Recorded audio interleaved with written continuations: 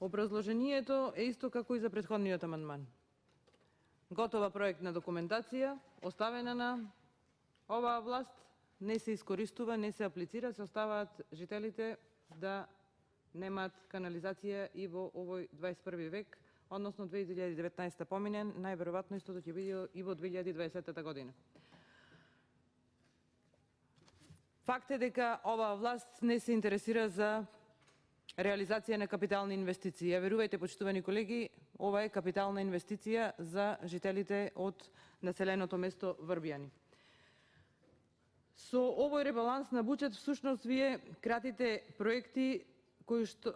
кратите средства кои што беа предвидени за водоснабдување и одведување на отпадните води, односно од 605 милиони 930 илјади на 419 430 денари. Немојте да речете дека тоа е обврска на локалната самоуправа, затоа што и средствата за капитални инвестиции кои што беа предвидени да се префрлат на локалната самоуправа, со овој ребаланс на буџет ги кратите од 331.933 на 239.000 денари. Што е целта со ова? Целта со ова е граѓаните од некои општини, од некои населени места да бидат казнети. Зошто да бидат казнети?